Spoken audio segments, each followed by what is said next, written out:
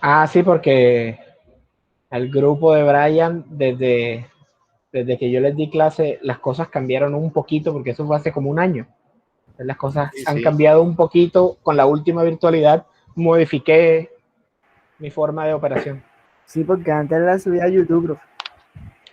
Pues sí, la subo a YouTube y después a Cintia, pero hay cosas que han cambiado. Hay cositas pequeñas. No se preocupe. Entonces continuamos. Entonces repito, para que quede grabado en el video, el curso se va a dividir en 5 partes diferentes. La primera parte que consiste en los conceptos fundamentales y las definiciones. Esto es una parte que es muy someramente, incluso es posible que sea una clase, 2 clases. Eso es muy someramente porque es para hablar con la terminología con la que vamos a tratar el resto del curso. Hablar qué es energía, qué es calor, qué es trabajo, etcétera, etcétera, etcétera. El segundo, vamos a hablar de lo que son los estados de una sustancia pura. No quiero comentar mucho esa parte porque comentar cualquier cosa haría inmediatamente un spoiler de la asignatura. La tercera parte sería la parte de gases ideales y factor de compresibilidad, que es, como su nombre lo dice, cómo se comporta en la termodinámica los gases ideales y para qué nos sirve el factor de compresibilidad. Y en gran medida, o el gran cuerpo del curso, que va a ser prácticamente el segundo y tercer corte, van a ser la primera ley de la termodinámica y la segunda ley de la termodinámica. Son las dos temáticas principales que se van a tratar a lo largo de todo el semestre. Básicamente, durante el primer corte vamos a tomar las 3 primeras temáticas porque son temáticas muy cortas, pero nos van a explicar mucho. Y los otros 2 cortes vamos a tratar principalmente la primera y la segunda ley de la termodinámica.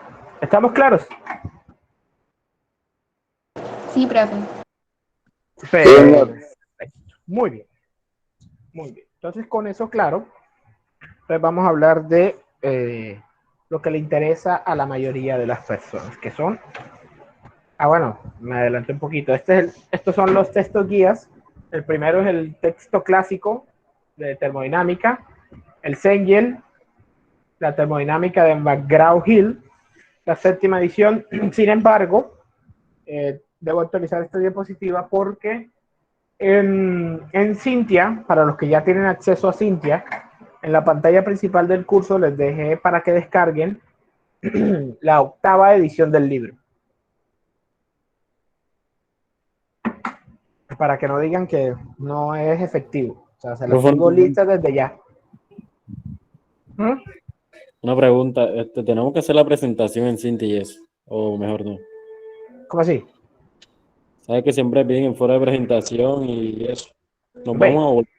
Sí. hombre, ¿cuál informe de presentación? ¿Usted no le paró eso? El foro. No, nada de eso. Hombre, nada Ok, de eso. ok. Cada profesor lleva su curso como le da la gana y yo Cintia meramente lo voy a utilizar para algunos exámenes y lo voy a utilizar para resumir las clases, para más nada. Ok, profe. La mayoría de las clases van a ser presenciales, entre unas comillas muy grandes. Bueno, Sí, profe, gracias. perfecto. Entonces, como venía diciendo, el texto guía es la termodinámica de Cengel y textos complementarios que funcionan muy bien durante el curso para que ustedes estudien, para que busquen, por ejemplo, otras explicaciones. Está el texto de Fundamentos de Ingeniería de Morán Zafiro. Anótenlo. Esos dos textos muy importantes.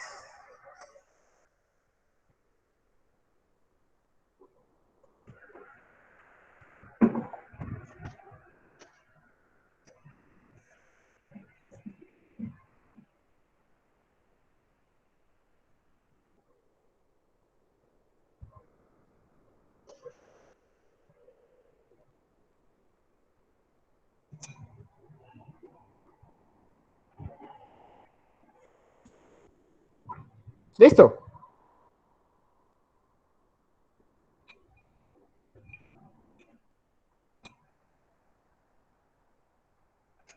Bueno, continuamos. Ahora sí, si no estoy mal, lo que a todo el mundo le concierne es la distribución de las notas. La distribución de las notas, ¿cierto? Durante cada corte vamos a tomar 3 notas diferentes, que son las siguientes: un parcial, un quiz y trabajo o trabajos, dependiendo de, normalmente es un solo trabajo, digo trabajo porque va a ser un trabajo por corte. La distribución que establecí es que el parcial y los quizzes van a tener una nota del 35% y el trabajo o taller, como lo quieran llamar, va a tener una nota del 30%. Diferencia entre parcial y quiz. El parcial es meramente ejercicios, ¿cierto? Meramente y completamente ejercicios. Ejercicios prácticos para que ustedes resuelvan. Y los quizzes es una mezcla entre teoría y ejercicios.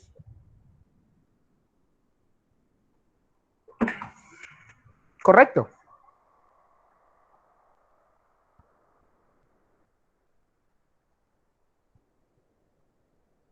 Hola.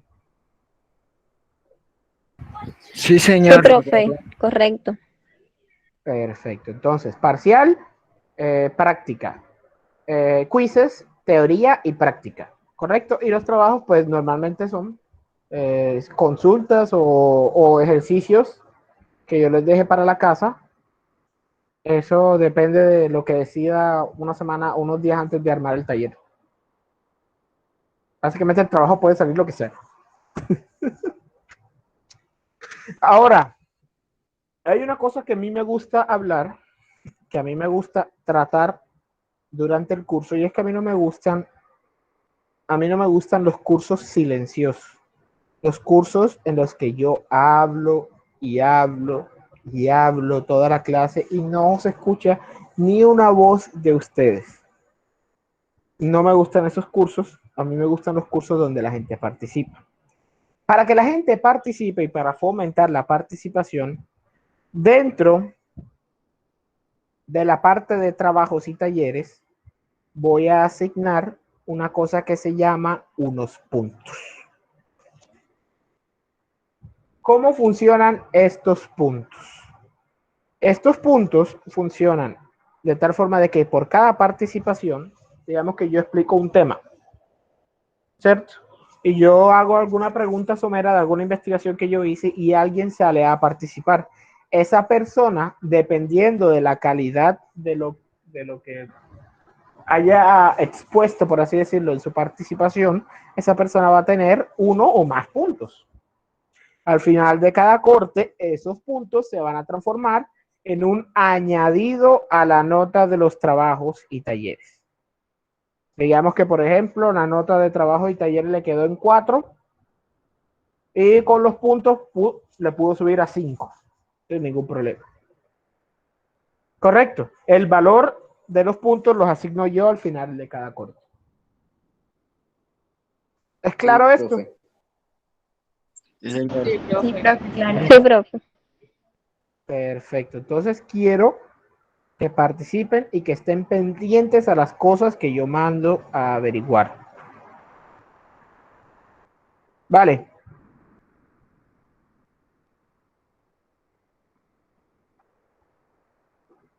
Bien. Hablemos de fechas. Como este es un curso que es una vez a la semana, no hay mucho del cual escoger. O sea, no hay mucho de dónde tirar. Simplemente la fecha que toque esa semana de parciales. Entonces, este es el grupo 1, ¿cierto? Déjenme verificar. Sí, profe, G01. G01, ¿cierto? Grupo 1. Perfecto. Entonces nosotros somos el grupo 1. Las fechas establecidas para los diferentes parciales de cada corte son las siguientes. En el primer corte, los parciales son del 20 al 27 de marzo. El segundo corte, los parciales son del 8 al 15 de mayo. Y en el tercer corte, los parciales son del 19 al 26 de junio. si las cuentas no me fallan, este es un semestre de 18 semanas. O sea que es un semestre común y corriente, no es un semestre acortado. No sé si alguien ya se puso a revisar eso.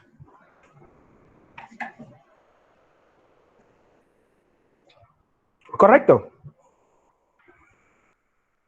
Sí, señor. Perfecto. Entonces, las fechas establecidas entonces para eso, según el calendario, y por favor alguien con un calendario en la mano que me confirme si estas fechas están correctas, ¿cierto?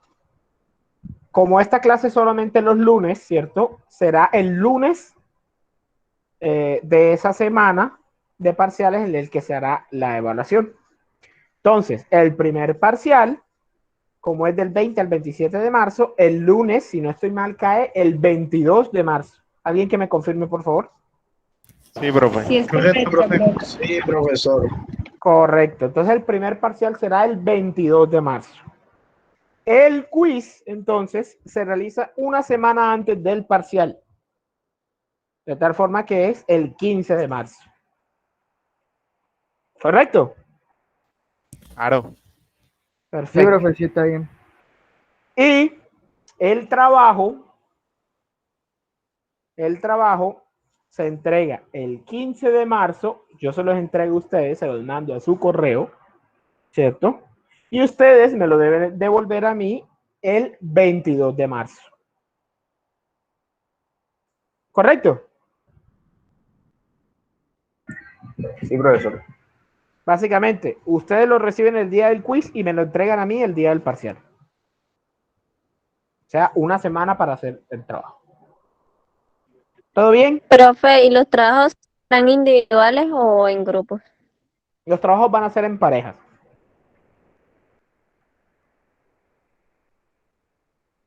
Pero hay un problema. Que este curso son de 29 personas, ¿cierto? O sea, que va a quedar alguien suelto. Bueno, eso después lo resolvemos. Eso es tema para el profe del futuro, o sea, para yo del futuro, no para mi yo de ahora. El segundo corte, la misma temática, las fechas son el parcial 2, el 10 de mayo, me confirman si caen los lunes. Segundo parcial el 10 de mayo, el quiz el 3 de mayo y el trabajo el 3 de mayo para entregarlo el 8 de mayo. ¿Están bien las fechas? Sí, profe. Pues sí. Y el tercer corte, ya para finalizar, que es del 19 al 26, el parcial es el 21, el quiz es el 14 y el trabajo es del 14, se entrega el 14, o sea, yo se lo doy el 14 y se entrega el 21. Y finalmente, pues las notas finales se tienen que entregar a más tardar el 3 de julio. Duda, si el parcial es 10 de mayo, del segundo corte, el trabajo no tendríamos que entregarlo el 10 también y no el 8. Toda la razón. Parece que ahí hubo un error. De todas formas, vamos a confirmar. Mayo, puede que me haya equivocado. 10. Sí, es el 10, no el 8. Tienen toda la razón. Tal vez digité mal. Vamos a guardarlo para evitar. Menos mal te diste cuenta. Hágale. Bien, ¿dudas hasta aquí?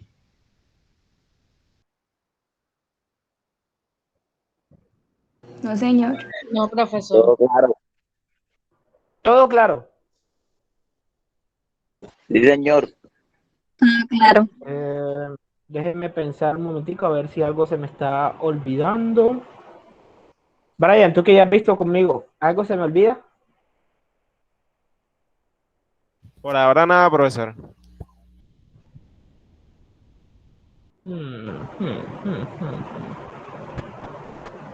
Ah, claro, la amenaza. ¿Cómo se me va a olvidar? ¿Cómo se te No, olvida la hombre, no, amenaza? eso no. ¿Cómo se te olvida la amenaza del comienzo del semestre? ¿Ah? No, profe, porque hay que innovar, hay que cambiar la temática. A ver, muchachos, no una amenaza en sí, sino que yo soy una persona que soy muy estricto con el plagio y con cualquier situación de copia. Y los compañeros que están aquí, aunque ellos no hayan sido víctimas de eso, ellos saben muy bien que yo tengo una lupa científica para cualquier situación de plagio. Brian, ¿confirmas Señor. o no confirmas? Sí, señor. Perfecto. 100% real, no fake. Entonces yo tengo una lupa espectacular para encontrar el plagio en cualquier cosa, trabajos, talleres, porque si algo tengo yo, es que yo valoro todas y cada una de las cosas que ustedes hacen. Y como yo valoro todas y cada una de las cosas que ustedes hacen, yo reviso todas y cada una de las cosas que ustedes hacen. Paso a paso, renglón a renglón. Entonces yo me doy cuenta de todo. Entonces evitémonos problemas, porque cualquier problema de plagio, cualquier problema que tengamos, todo será enviado directamente a la facultad, ¿correcto? Para que se haga su estudio y se haga el correcto, el procedimiento legal. ¿Estamos claros? Por eso dije, esa es la amenaza. Esas son las reglas del juego y si me acuerdo de algunas, en el camino se las estaré diciendo. Bueno. Bueno, profe. Ah, profesor. ¿Estamos claros, clarinetes? Todo ok. Todo bien, todo correcto. Y yo que me alegro. Perfecto. Entonces, bueno, esto ya no les incumbe a ustedes, estos son para los otros cursos. Correcto. Entonces, ¿cuánto llevamos de la clase? 48 minutos. Apenas es para empezar, espectacular. Apenas es para empezar, espectacular, porque si ustedes saben, este curso es de 3 horas a la semana. Como es un curso de 3 horas a la semana, solo lo vamos a ver una vez a la semana. Así que perder una semana, un día de clase es perder una semana de clase. Así que es mejor ponernos en marcha. ¿Correcto? Sí, profesor. Perfecto. Entonces vamos a hablar o vamos a iniciar con lo que ya había mencionado anteriormente, que es la introducción y los conceptos básicos. Entonces, antes de empezar, quiero que me digan qué creen ustedes que es la termodinámica. ¿O de qué trata la termodinámica?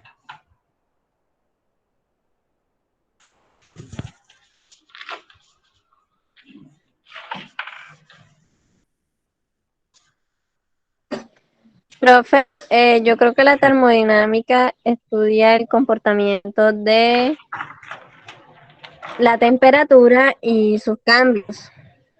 De la temperatura y sus cambios. Ok. ¿Tu nombre es? Anabel Vega. Anabel. Si les pregunto el nombre es porque yo estoy viendo la presentación, no estoy viendo cuando ustedes hablan. Entonces, y como todavía no me sé los nombres, Anabel Vega. Muy bien, Anabel. ¿Quién más? Profe, yo opino que la termodinámica estudia o sea, el comportamiento, o sea, lo que hace el calor en cada cuerpo, algo así. El calor. O sea, la temperatura, el calor, todo eso. Oh, ok. ¿Tu nombre es? Juan Guillermo Arrieta Seña.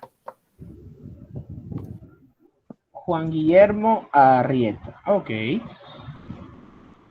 Profe, ¿Quién? le añado ahí a lo que dijo nuestra compañera, que también puede estudiar la presión y el volumen de un sistema físico. ¿También puedes estudiar qué? Disculpa, que se te cortó un poquito. La presión y volumen de un sistema físico. La presión y el volumen de un sistema físico. Ok, sí, ok. ¿Tu nombre es? Libardo Viloria. Libardo. Ok, ¿quién más quiere hablar? Profe, también puede ser que estudie el equilibrio entre las temperaturas de un sistema. El equilibrio entre las temperaturas de un sistema. Ok, ¿tu nombre es? José Alfredo Gómez. José A. Profe, también puede estudiar las formas de la energía. Las formas de la energía. Estudia las diferentes fuentes de energía, diferentes formas de obtener energía. ¿Cuál es tu nombre? José Mariano Ortega. José Mariano Ortega. Muy bien, muy bien. Listo, entonces ya hicimos un sondeo, hablaron más o menos, sí, fueron 5 personas, ¿cierto? Tengo un sondeo más o menos de lo que ustedes creen que es la termodinámica. Todo lo que ustedes dijeron es correcto. Sin embargo, no es en su totalidad correcto. El único que medio le atinó es el señor José Mariano. Y es porque la termodinámica se puede definir como la ciencia que estudia la energía y sus transformaciones en general. Por eso, cuando hablamos de calor, cuando hablamos de trabajo, cuando hablamos de temperatura, a fin de cuentas, ¿de qué estamos hablando? Estamos Energía. hablando De energía. Entonces, la termodinámica se centra en la ciencia de la energía. Y gracias a que es la ciencia de la energía, tiene muchas áreas de aplicación. Por ejemplo, el mismo cuerpo humano, el confort, en elementos comunes del día a día, en la cocina principalmente, que es el laboratorio más grande de la termodinámica que existe, y en los motores. En el cuerpo, por ejemplo, un grandioso ejemplo del cuerpo es la razón por la que nosotros sudamos. ¿Saben cuál es la razón por la que nosotros sudamos? La razón por la que nosotros sudamos. ¿Sí? Pues porque nuestro cuerpo, cuando está muy sofocado, es una forma en que se equilibra la temperatura, pues gracias al sudor nos refresca o algo así, es como una manera de controlar nuestra temperatura. Algo así. Ocurre que, para adelantarme un poco a la temática, por cierto, para que vean, yo vengo con todo listo, yo tengo hasta un tablero preparado. Para adelantarme un poco, ¿cierto? Lo que conduce la energía en el calor es la temperatura, por así decirlo. O sea, la temperatura es la que manda la parada para saber hacia dónde se está dirigiendo el calor. Entonces, ¿qué ocurre, por ejemplo, si una taza está caliente y uno la deja mucho tiempo al aire libre? Una taza de café. Profe, se autorregula con la temperatura que está en el ambiente y se enfría. O sea, se baja su energía térmica para bajar su temperatura o algo así. Correcto, se autorregula hasta alcanzar la temperatura que tenemos en el ambiente, ¿cierto? Es decir, el calor salió desde nuestra taza hacia el ambiente. Eso no es. ¿Sí o no? Sí, Filipo. Así es, profe. ¿Por qué se da esto? ¿Por qué se da esto? Esto se da simple y llanamente porque existe una diferencia de temperatura. ¿Por qué? Porque el café está más caliente que el aire. Ahora, el mismo ejemplo, vamos a utilizar el mismo ejemplo, pero en el cuerpo humano. ¿Qué pasa? Yo dibujo horrible, ¿cierto? Vamos a decir que aquí tenemos una persona, ¿cierto? ¿Qué pasa cuando, digamos que estamos en un aire acondicionado que se encuentra a 25 grados centígrados? ¿Cuál es la temperatura promedio del cuerpo? 36.5. No. 37 aproximadamente, en realidad. Aproximadamente 37 grados centígrados. Como hay una diferencia de temperatura, el calor va desde el cuerpo hacia el ambiente, ¿cierto? ¿Sí o no? Así es.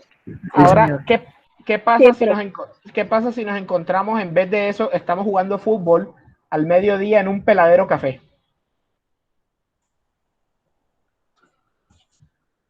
¿Se han visto los peladeros café? Una cancha café roja. tenemos un aumento de temperatura. El cuerpo está a 37 grados centígrados y podemos decir incluso que el día está incluso hasta a 40 grados centígrados. ¿Hacia dónde va a ir el calor? Hacia el cuerpo, profe. Hacia el cuerpo. Va a ir hacia él. ¿Cuál es la función del sudor? Todo esto es para eso.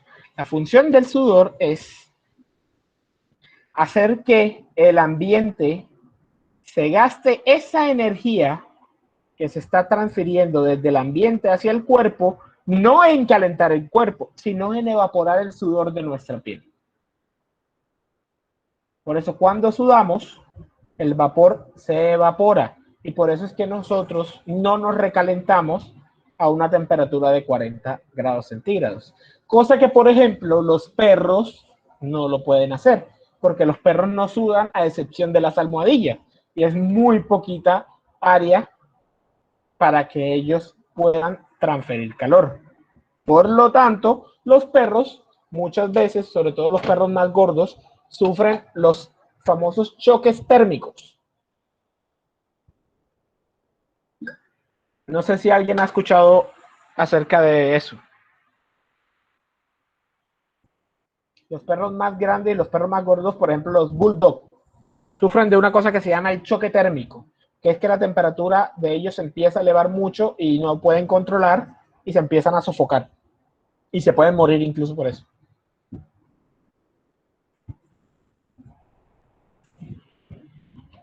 ¿Es claro? Sí, señor. Sí, profe. Perfecto. Entonces, eso es simplemente uno de los tantos ejemplos de las áreas de aplicación de la termodinámica. El confort, obviamente, el principal ejemplo y el ejemplo más claro son los aires acondicionados, que funcionan con principios básicos de la termodinámica. En elementos comunes, ahora mismo no se me ocurre algún elemento común, así que pasemos a la cocina. La cocina, por ejemplo, el mayor ejemplo de la termodinámica se encuentra en una olla a presión. La olla a presión hace lo que tú quieras desde el punto de vista de la termodinámica. Aumenta presión, mantiene volumen constante, ingresa calor constantemente, lo que tú quieras. Y los motores, obviamente... Tiene una cámara aislada. Es correcto. Y los motores, obviamente, pues requieren el aspecto de la termodinámica para la zona de refrigeración, para que estos no se sobrecalienten y dejen de funcionar. ¿Estamos claros? Entonces, si ven desde la termodinámica y otros, entre otros ámbitos mucho más grandes. Por ejemplo, entre los aspectos comunes, uno de los ámbitos en los que yo trabajo fue el montaje de una planta de tratamiento y optimización del consumo de naranja. Eso es lo que yo estoy trabajando en mi tesis de maestría y eso es uno de los aportes, de los grandes aportes de la termodinámica. ¿Estamos claros hasta ahí? ¿Alguien tiene alguna duda? ¿Alguien tiene alguna pregunta antes de continuar?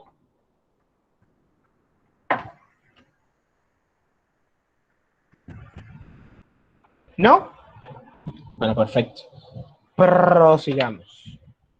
Entonces vamos a hablar de diferentes términos, ¿cierto? Vamos a hablar de lo que es un sistema. Estos son términos que deben tener muy en cuenta, sobre todo cuando estemos hablando de qué es un sistema, qué es un estado, qué es una frontera. Entonces, Un sistema puede ser cualquier objeto, cantidad, materia o región que deseemos estudiar y que deseemos aislarlo de lo demás. Básicamente, un sistema es cualquier cosa que nosotros queramos evaluar. Cualquier cosa que ustedes quieran evaluar. Ustedes tienen una manzana, usted dice, yo quiero que esta manzana sea mi sistema. Listo, eso es lo que ustedes van a evaluar. No fuera de la manzana y lo que lo rodea. ¿Correcto? La manzana y lo que hay adentro de la manzana. ¿Correcto? Claro. ¿Estamos claros? Entonces, a partir de esa definición, salen tres conceptos principales de sistema. Es el sistema cerrado, el sistema abierto y el sistema aislado. El sistema cerrado o de masa constante, como su nombre lo indica, se caracteriza porque la masa dentro de este sistema siempre va a ser la misma.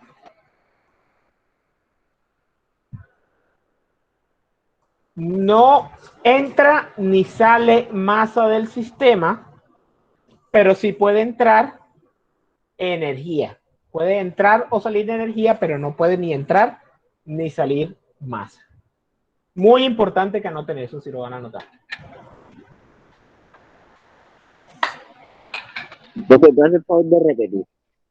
Un sistema cerrado o de masa constante es aquel cuya masa dentro del sistema se va a mantener constante. Es decir, no hay masa que entra ni que sale, pero sí puede haber energía que entra y que sale del sistema.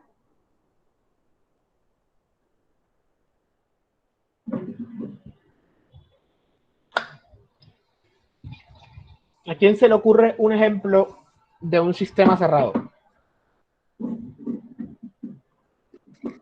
Profe, ¿no podría ser, como usted dijo, una manzana o cualquier fruta? Porque Una igual manzana. no, no va a perder su masa, Una manzana, en la cual una también manzana tendríamos que en ya- cuenta el Una manzana que ya no esté peso, creciendo, profe. obviamente. Una manzana que ya no esté Claro. creciendo, porque si la masa está creciendo, está aumentando su masa. Entonces ya no podría ser sistema cerrado. ¿Ya? Porque eso es una forma de verlo. Si yo digo que la manzana está pegada todavía al árbol y está creciendo todavía, no es un sistema cerrado porque la masa sigue aumentando. Eso no es. Lentamente, pero lo sigue haciendo. ¿O no? Sí, porque apenas está creciendo. Correctísimo.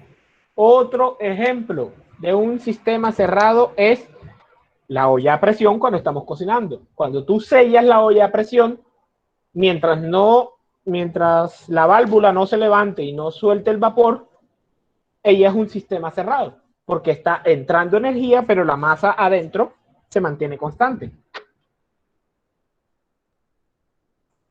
¿Correcto? Sí, profe. Así es, profe. Perfecto. Ahora, un sistema abierto o un volumen de control, ya no estamos hablando de un sistema que tenga masa constante. Es un sistema en el cual la masa puede variar. Es decir, el sistema abierto puede haber transferencia de masa, es decir, masa que entra y masa que sale, y energía que entra y energía que sale. O sea, puede haber un cambio en las dos. Entrar y salir de energía, entrada y salida de masa. ¿Correcto? Sí, profe. Sí, señor. ¿A alguien se le Profe, ocurre algún un ejemplo? ejemplo ¿Sí? para el sistema Una cerrado. turbina, profe. Un Les ejemplo recomiendo, para el sistema cerrado podría ser.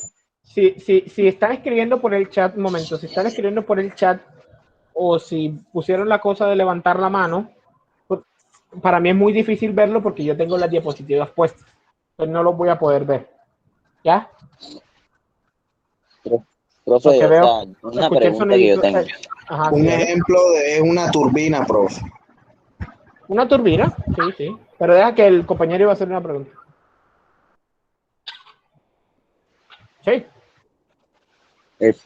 O sea, un ejemplo de sistema cerrado puede ser como tal el planeta Tierra. El planeta Tierra, sí. Bueno, Pues porque, bueno, se supone que nosotros no salimos de pues la Tierra, porque, en teoría. Ya, pero, sí, ajá. se podría decir. O Profe, sea, puede ser el cuerpo humano. el cuerpo humano no puede ser un sistema cerrado. Bueno, depende del punto de vista en que lo veas. Eh, pues Pero Profe, el cuerpo yo humano pienso sería que un no, profe, sistema porque abierto. se supone que su masa no cambia. mayoritariamente. ¿Cómo? Sí, El cuerpo humano pues, ¿sabes? tiene una situación. Y es que depende de cómo tú lo mires, puede ser un sistema abierto o un sistema cerrado. ¿Por qué? Si ustedes dejan de respirar y no comen, la masa deja de entrar y salir de su cuerpo, ¿cierto? Porque no hay aire que entra ni aire que sale, ¿cierto? En esa situación se podría considerar un sistema cerrado. Pero como ustedes tienen que comer para vivir y tienen que respirar para vivir, mayoritariamente es un sistema abierto. ¿Correcto? Además, obviamente es un sistema abierto porque cuando tú hartas mucho, engordas. ¿O no? Sí, eso era Profe, lo que yo iba a decir, profe, que o sea, no puede ser un sistema cerrado, porque constantemente, por ejemplo, si vamos al gimnasio, entonces nuestra masa muscular empieza a crecer y ya eso es algo que cambió nuestra masa. Pero ojo, Entonces, ojo. vamos, Tu masa muscular empieza a crecer, pero no necesariamente, eh, no necesariamente hay cambio en la masa de tu cuerpo. Lo único que pudo haber ocurrido es que la masa de grasa se transforma en masa de músculo. Pero si eso ocurre y no hay transferencia con los alrededores, es cuando estoy hablando. Porque estamos hablando del cuerpo humano. El cuerpo humano es el sistema. O sea, la piel hacia adentro. ¿Ya? No entra ni sale del cuerpo. Pero, por ejemplo, si hay un cambio de masa de grasa a músculo, pero sigues pesando lo mismo, ahí no hubo transferencia de masa. ¿Ya? Las necesidades del cuerpo nos claro, convierten entiendo en un ahora sí. sistema abierto entonces. Porque si no Correcto. comiésemos y no hiciéramos las necesidades básicas, fuéramos un sistema cerrado. Es correcto. profe, en un Sí. sistema abierto pues se requiere de un cuerpo humano en la parte de intercambio con el ambiente. Uh-huh. Sí, correcto. ¿Listo? ¿Quedó claro? Finalmente, y el último Sí, señor. sistema es el sistema aislado. El sistema aislado, su nombre lo dice, es un sistema que se encuentra aislado de todo, al cual no entra ni sale, tanto energía y masa. No entra masa, no sale masa, no entra energía, no sale energía. Esto es un estado hipotético, es decir, en la naturaleza no existe. No existe ningún material que no permita el paso de la energía completamente. ¿Correcto? Sí, señor. Muy bien. Muy bien. ¿Por qué no doy un ejemplo? Porque no existe. Así de sencillo. Ahora, hablemos de lo que son las fronteras. Entonces, ya definimos nuestro sistema. Entonces, una frontera es aquella envoltura imaginaria, ojo, imaginaria, porque nosotros la delimitamos nosotros mismos, que separa al sistema que estamos evaluando con los alrededores. ¿Correcto? Por ejemplo, Profe, por ejemplo, ¿sí? Un ejemplo de eso podría ser la concha de la manzana. Volvemos a la manzana. Volvemos a la manzana. Justamente iba a decir exactamente lo mismo. Volvemos a la manzana. La frontera, imaginémonos la concha de la manzana. Esa podría ser la frontera. ¿Ya? Profe, en la olla de presión sería la misma olla. Sería la parte externa del metal. ¿Ya? La superficie externa del metal. Esa sería la frontera de nuestro sistema. En el cuerpo humano, la parte que está expuesta al ambiente, ¿cuál es? La piel.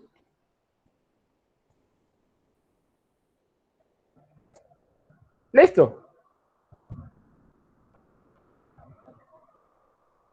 ¿Es claro? Sí, sí, profe. Ahora, las fronteras también se pueden dividir en dos puntos claves. Las fronteras fijas y las fronteras móviles. Su nombre lo describe perfectamente, y es que las fronteras fijas son aquellas fronteras que no se mueven, que se mantienen fijas en el tiempo. Por ejemplo, la cáscara de la manzana, la piel. Un ejemplo de frontera móvil, pues su nombre lo dice, una frontera que se mueve en el tiempo. Imaginémonos una jeringa. Imaginemos que dentro de la jeringa tenemos agua y nuestro sistema es el agua, ¿cierto? Nosotros queremos analizar el agua, no la jeringa, el agua. Cuando nosotros apretamos el émbolo de la jeringa, la frontera que rodea el agua se empieza a reducir, ¿no? Eso es una frontera móvil. Una frontera que se mueve. Por ejemplo, los pistones en un carro. El movimiento hace que la frontera de ese sistema se vaya moviendo. ¿Es claro lo que quiero decir? Profe, y bueno, y ahora que habla del agua como un sistema, entonces, ¿qué tipo de sistema sería el agua? Depende de dónde o de lo que esté haciendo el agua. Porque el agua, al ser un fluido, es maleable.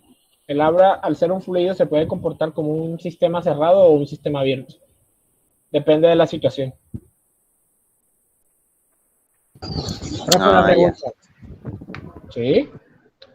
Y si, por ejemplo, el sistema es el agua, pero lo mete dentro de un globo, y si el globo se expande, ¿es una frontera fija? Una como frontera es móvil. como si fuera piel, o una móvil. Una móvil, porque el globo se está expandiendo. O sea que lo que delimita la ubicación del agua está aumentando su volumen. ¿Sí me entiendes? Okay. Sí, entiendo, bro. Entonces se está expandiendo en el espacio. Eso es, se está expandiendo o contrayendo, porque también se puede estar vaciando el globo. Profe, una pregunta, pues basándome en lo que preguntaron del globo. ¿Sí? ¿El cuerpo entonces es fija o móvil? Porque a medida que nosotros crecemos, pues nuestra masa, se aumenta, obviamente, ¿no? Ocupamos más espacio. Sería móvil. Ajá, a eso me refiero. Entonces sería móvil. Sería móvil, sí, se puede decir que es móvil porque nosotros engordamos, adelgazamos, aparecen las estrías. Sí, se podría considerar móvil.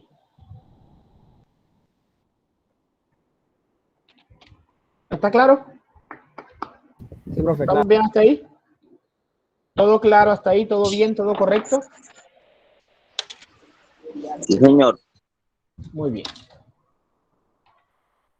Hablemos entonces de las propiedades. ¿Qué es una propiedad? Una propiedad es una característica o fenómeno que sirve para identificar una situación y que puede ser medible y observable. Ojo,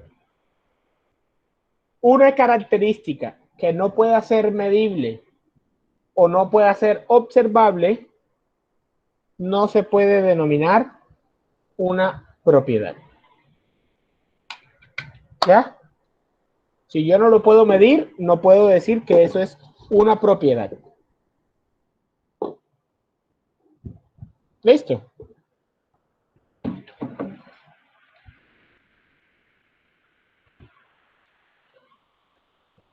¿Estamos claros? Profe, precisamente tiene que cumplir esas dos funciones. Y si cumple solo una de las dos. No es una propiedad.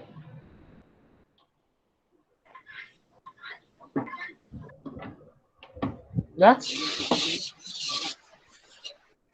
Profe, pues, ¿Sí? y si, o sea, te dice que no sea medible, o sea, que tiene que ser medible y observable. Pero Ajá. si no es observable y es medible, pero es ojo, una propiedad. Observable no necesariamente quiere ser a la vista. Yo no puedo ver la temperatura, a menos de que esté algo al rojo vivo. ¿Sí me entiendes? Hay medidores que te permiten observar. ¿Ya? Por ejemplo, tú no puedes ver la radiación, pero hay elementos que te permiten observar la radiación. ¿Ya? Y tú puedes medir la cantidad de radiación que existe. Listo. ¿Ya? Que tú no la puedas Claro. observar con tus ojos no quiere decir que un elemento no sea observable. ¿Ya? Ahora. Porque la radiación tampoco se podría observar. ¿Por qué qué? La radiación tampoco se puede observar, correcto.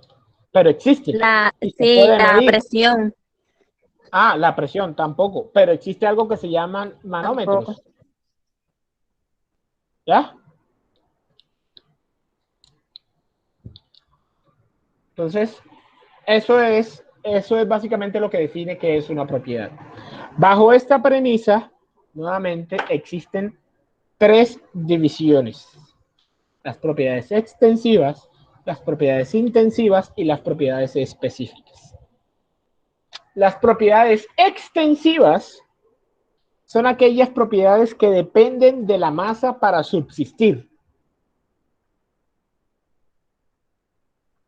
¿Quién me da un ejemplo?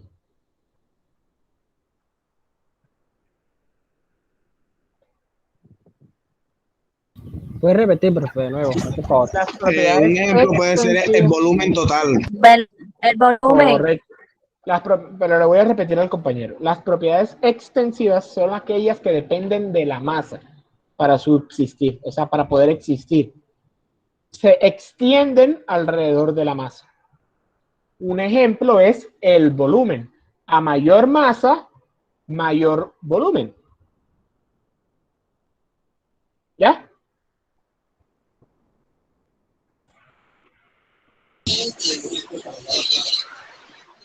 No hay otro ejemplo, profe. La misma masa es una propiedad extensiva. Porque a mayor masa, mayor masa. No hay otra forma de definirlo. ¿Sí me entiendes? El peso, la masa. La densidad puede ser también. Sí, señor. La densidad no depende de la masa. La densidad no depende de la cantidad de masa. Yo puedo tener 2 kilogramos de agua, 3 kilogramos de agua, 4 kilogramos de agua, pero la densidad del agua va a ser siempre la misma. ¿O no? Sí, bro. Profe, una pregunta. Sí. La cantidad de movimiento total sería una propiedad extensiva. La cantidad de movimiento. La cantidad de movimiento depende. La cantidad de movimiento es una propiedad que depende de la masa. En función de la masa que tenga un cuerpo, va a haber, y su velocidad obviamente, va a haber una respectiva cantidad de movimiento. O sea que yo diría que es una propiedad extensiva. ¿Ya? Porque si yo aumento la masa, la cantidad de movimiento de un cuerpo bajo la misma velocidad va a aumentar. ¿Sí o no? Sí, profe. Correctísimo. Ahora hablemos de lo que son las propiedades intensivas. Las propiedades intensivas son aquellas propiedades que no dependen de la masa. Sin importar La temperatura. La temperatura, por ejemplo, densidad. la presión, la densidad. Son ejemplos claros de lo que es una propiedad intensiva. Sin embargo, la densidad tiene una cualidad, otra cualidad. Y eso nos lleva a las propiedades específicas. Las propiedades específicas, ¿cierto? Son condiciones que nos permiten determinar elementos específicos, por así decirlo, ¿cierto? Para determinar elementos específicos, por ejemplo, la densidad del agua es la densidad del agua, ¿cierto? La densidad del agua no es igual a la densidad del hierro y tampoco es igual a la densidad del aire, ¿cierto? ¿Sí o no? Sí. Ahora, ¿cómo se logran las propiedades específicas? Se logra a través de las propiedades extensivas, ¿cierto? Transformándolas a propiedades intensivas. Por ejemplo, la masa en sí es una propiedad extensiva, ¿cierto? Pero si yo a esa masa la divido entre el volumen, masa sobre volumen, ¿qué es? Densidad. Densidad. Es una propiedad intensiva y específica. ¿Correcto? Sí, señor. ¿Es claro a lo que quiero llegar? Sí, bro. Cualquier cuerpo puede tener una temperatura de 20 grados centígrados, pero no cualquier cuerpo puede tener una densidad del agua que es la de 1000 kilogramos por metro cúbico. ¿Ya? Por eso, una es intensiva y la otra es una específica. Sí, ¿quién me iba a preguntar algo?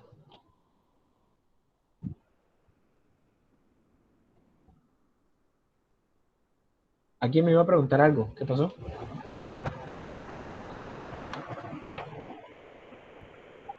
Yo, profe, que me repita lo de las propiedades específicas.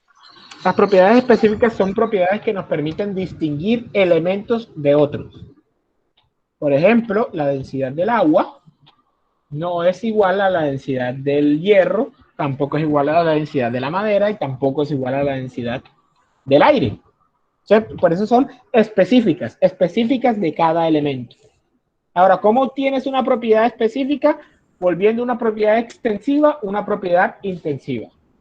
La propiedad extensiva, por ejemplo, la masa, si tú divides la masa entre el volumen, dos propiedades extensivas y lo vuelves, por así decirlo, una razón, obtienes la densidad. Y la densidad pasa de ser una propiedad extensiva a una propiedad intensiva, que representa específicamente a un elemento indicado. Profe. ¿Sí? La explico. Profe, una duda. Estoy pensando acerca de, por ejemplo, la viscosidad y la solubilidad serían una. La viscosidad y la solubilidad son propiedades específicas. Profe, el punto de fusión también es una propiedad específica. El punto de fusión sí es una propiedad específica, pero ojo, es una propiedad específica extensiva.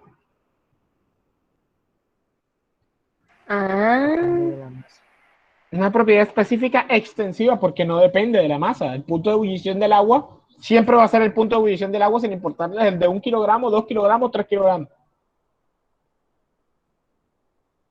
Y eso, bajo ciertas condiciones, que lo veremos más adelante en el curso.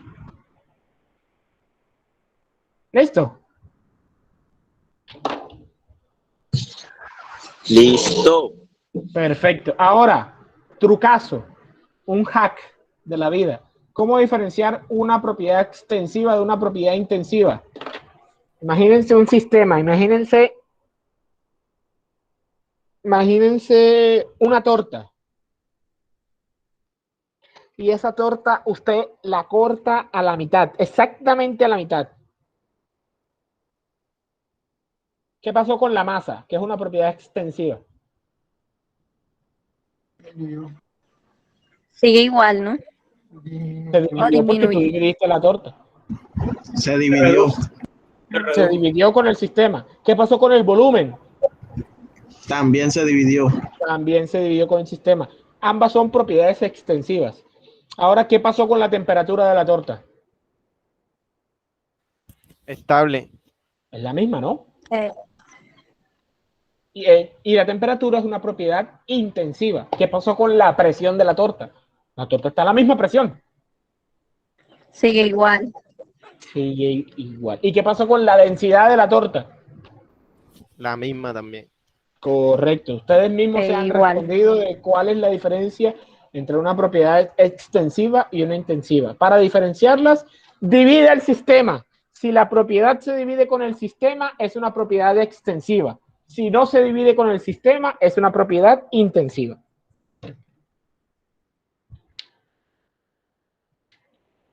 Trucazo de la vida.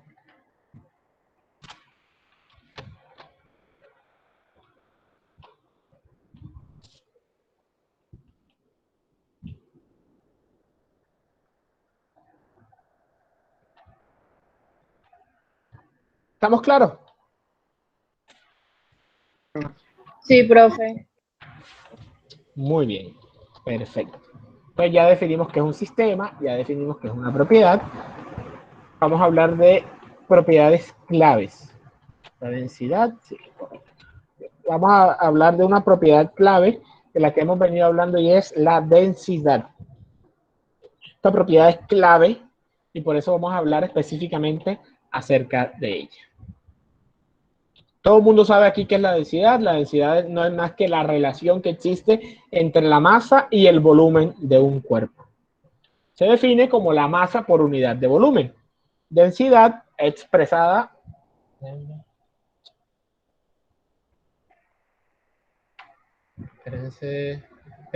con la letra griega ρ es igual a la relación entre la masa y el volumen. ¿Correcto?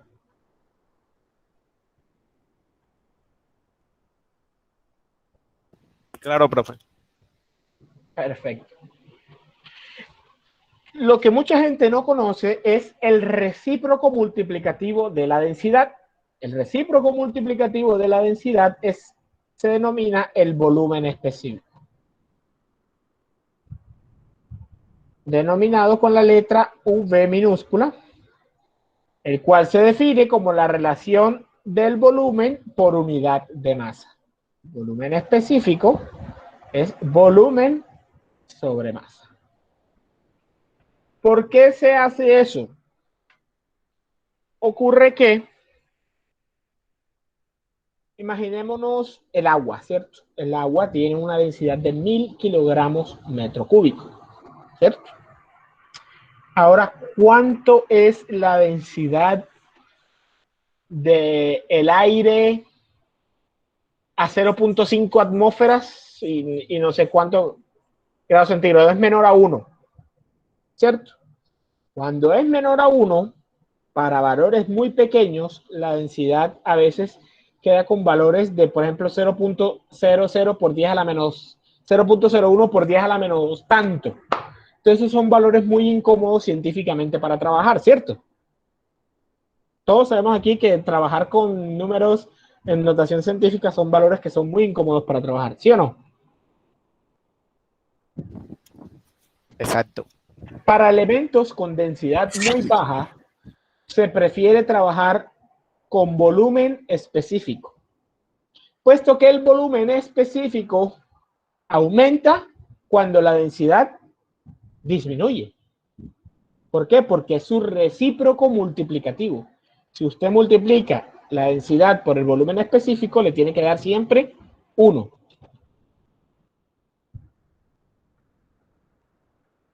¿Ya?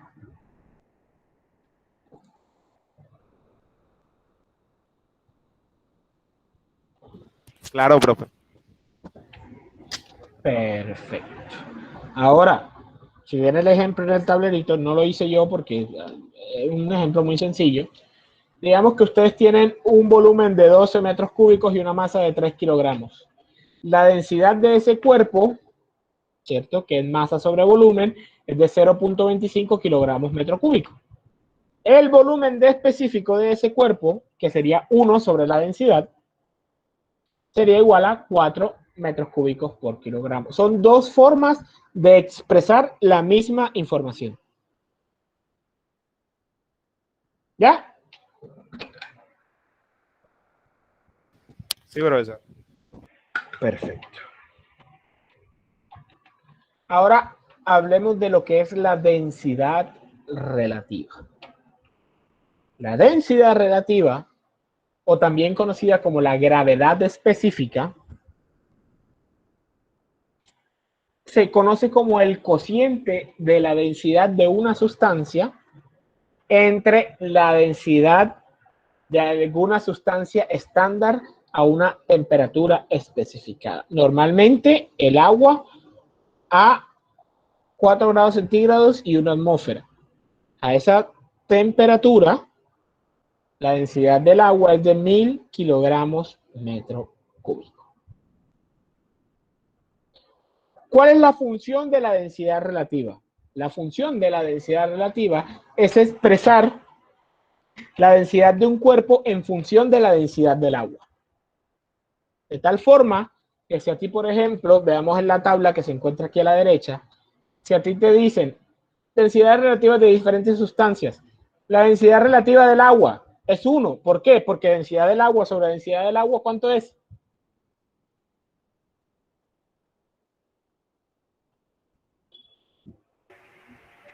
¿1? Correcto. Sangre, te dice que es 1.05. ¿Qué te está diciendo eso? Te está diciendo que la densidad de la sangre es mayor que la densidad del agua porque su densidad relativa es mayor a 1.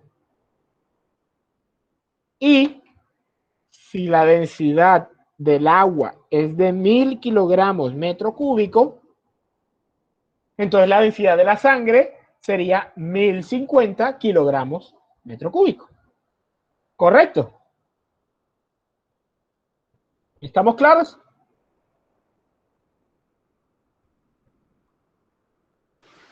No mucho, no mucho. Básicamente, la densidad relativa nos está diciendo o nos está contando qué tan denso es un elemento con respecto a la densidad del agua. ¿Ya? Esto es lo que nos está diciendo esta relación. ¿Ya? Es una relación adimensional, porque aquí tenemos densidad y acá tenemos densidad. Las unidades van a desaparecer. ¿Cierto? Entonces, si la densidad relativa es igual a 1, quiere decir que el elemento que estamos evaluando tiene la misma densidad que el agua. Ahora sí. ¿Sí o no? Claro, porque densidad sobre densidad, la misma densidad es 1. Si el elemento tiene una densidad relativa superior a 1, quiere decir que el elemento que estamos evaluando es más denso que el agua, porque la densidad de arriba es mayor que la densidad del agua. Entonces siempre va a dar un número mayor. Y si la densidad relativa del cuerpo es menor a 1, quiere decir que es menos denso que el agua. ¿Es claro? Sí, profe. Perfecto. Muy bien. ¿Todo el mundo está claro hasta ahí? Sí, profe, vamos perfectamente. Sí. Profe, vamos. Me alegra mucho. Entonces, ya he hablado de una de las principales propiedades. Ahora vamos a hablar de lo que es el estado y de lo que es el equilibrio. Y me permito leer esta definición porque es muy importante. Considerando un sistema que no experimenta aquí creo que esta imagen me está tapando esto. Un momento. Claro. Un momento, por favor.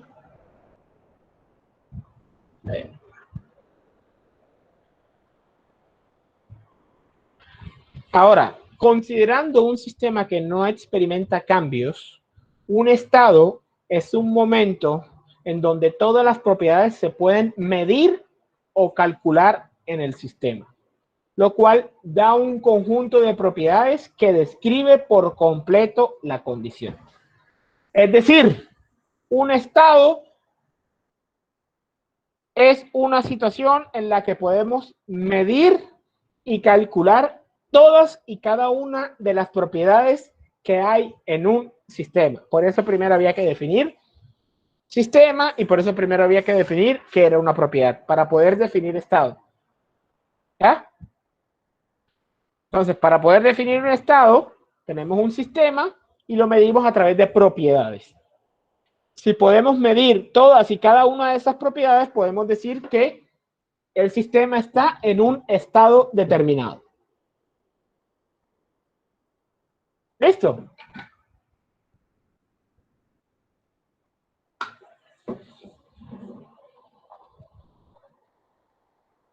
¿Estamos bien? ¿Estamos claros en esa idea? Sí, profesor. Sí, profesor. Claro. Ahora, un estado de equilibrio es la misma situación anterior, pero no hay cambios en el tiempo. Es decir, las propiedades se van a mantener constantes en el tiempo.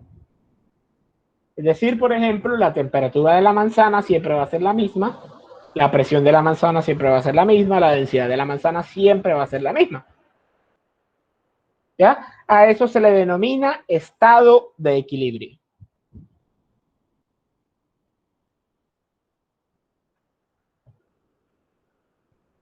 ¿Listo? ¿Podría repetir lo del estado de equilibrio? Básicamente el estado de equilibrio es la situación del estado en el cual no hay un cambio en las propiedades a lo largo del tiempo. Es decir, las propiedades se mantienen siempre iguales. Eso se denomina estado de equilibrio.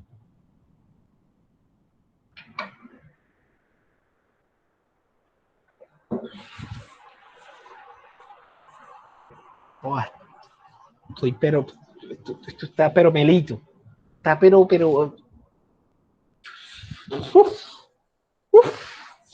Me sorprendo cada día.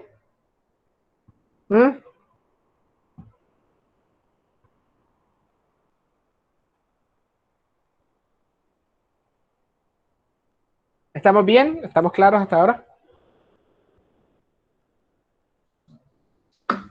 Hola. Sí. Sí, estamos claros. Muy bien. Entonces, para que exista una condición de equilibrio, ¿cierto? Debe haber 4 equilibrios principales, que es el equilibrio térmico, el equilibrio mecánico, el equilibrio de fases y el equilibrio químico. Hablamos del equilibrio térmico cuando no hay cambios de temperatura o no hay puntos de temperatura más calientes o más fríos en el mismo sistema. ¿Ya? Imagínense que usted tiene, no sé, un pedazo de carne en la nevera y lo va a calentar en el horno. Y usted lo mete al horno y lo mete a todo timbal y por fuera está esa carne hirviendo, pero cuando la parte por dentro está helada. Esa carne no se encuentra en un equilibrio térmico porque la temperatura no es la misma en todo su sistema. ¿Correcto? Sí, pero. Correcto. Perfecto. Ahora hablamos del equilibrio mecánico. El equilibrio mecánico se da cuando hay equilibrio en las presiones. Es decir, cuando hay la misma presión a lo largo del sistema. Ya no es temperatura, sino presión. Un ejemplo de esto, y sería chévere que ustedes lo intentaran en su casa, si ustedes tienen bombas a la mano, ¿cierto? Inflen 2 bombas, preferiblemente que sean lo más parecidas posible. Inflen una más que la otra.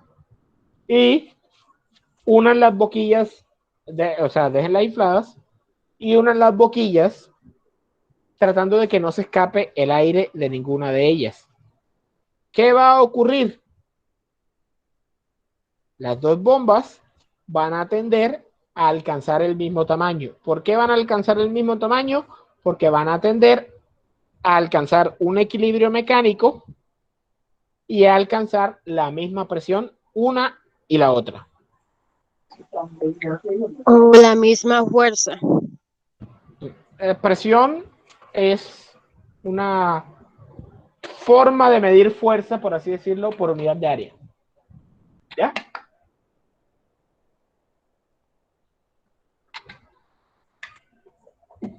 ¿Listo?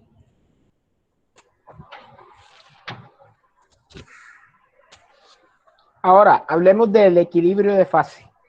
Por allá, en su química del colegio, o incluso creo que ustedes ven química básica, no es que tienen que ver química básica, claro, que si estoy hablando con ingeniería ambiental, claro que sí.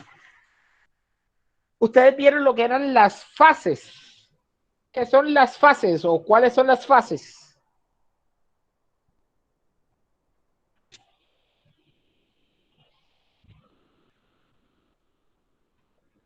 Ustedes pueden, vamos. Yo les hago barra. Aunque no me vean, les estoy haciendo barra. Las fases de la materia. No, esas no. Las bases se dan en una mezcla y generalmente están divididas por la densidad, si no estoy mal. ¡Epa! Ese es el tipo. Las fases. Existen dos tipos de fases y se separan en función de la densidad y la miscibilidad de un elemento en otro. Si los elementos son inmiscibles y tienen diferentes densidades, ¿cierto? Se va a presentar lo que se conoce como la fase heterogénea. La fase heterogénea es el punto en el que podemos identificar a simple vista los dos elementos en una mezcla. Por ejemplo, el agua y el aceite podemos delimitar dónde comienza el agua y dónde comienza el aceite. ¿Correcto? Ah, usted hablaba de esa fase. Sí, sí, correcto. Y la fase homogénea es lo opuesto, cuando no podemos distinguir un elemento de otro. Esa es la fase homogénea. Ocurre equilibrio de fases cuando alcanzamos la fase homogénea. Es decir, el mismo elemento se encuentra distribuido o la misma combinación de elementos se encuentra distribuido a lo largo de nuestro sistema. ¿Correcto?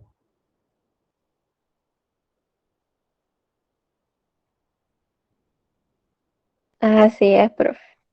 Perfecto. Y finalmente, el equilibrio químico se da cuando no hay reacciones químicas que modifiquen la composición de nuestro sistema. Básicamente eso. No hay reacciones químicas que modifiquen la Profe, un composición ejemplo de eso nuestro puede sistema. ser, ¿Sí? Sí, un ejemplo. El que estaba hablando quedó silenciado. Profe, Sí. no, o sea, yo digo que si pudiéramos decir que, pues, hablamos de sistema, ¿cierto? De la fase. Y usted puso un ejemplo anteriormente cuando habló de equilibrio térmico de una carne cuando se saca de refrigerador, se mete en el horno. Podríamos decir que eso son fases, pero de temperatura. Por así decirlo. Es que en realidad todo lo que estamos hablando ahí se podría hablar como fase. Fases térmicas, fases de presión, fase y fase química, por así decirlo. Básicamente el estado de equilibrio es que todo sea igual en todas partes. Eso es lo que quiere decir el estado de equilibrio. Que todo sea igual en todas partes.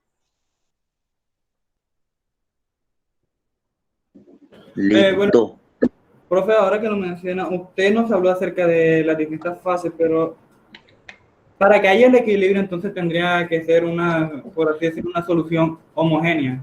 Es correcto, porque si no, esa no se puede decir, o sea, ese elemento puede estar en equilibrio térmico, en equilibrio mecánico y en equilibrio químico, pero no en equilibrio de fase.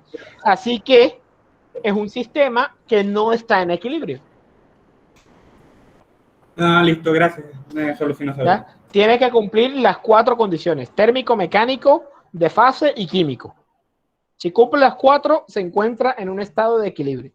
Si no cumple una sola, no está en equilibrio.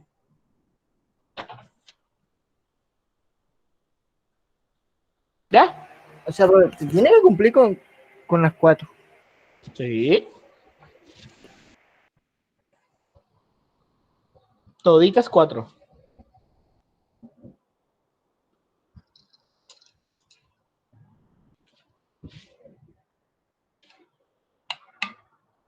Y hay muchos ejemplos de estados de equilibrio.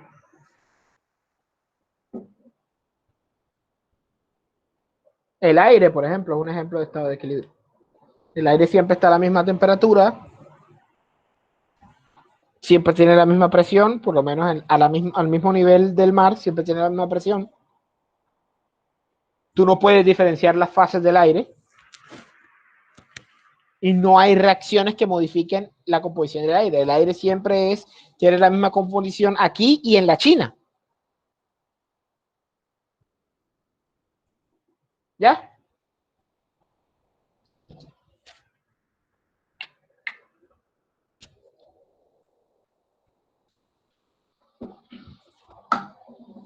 ¿Estamos bien o no estamos bien?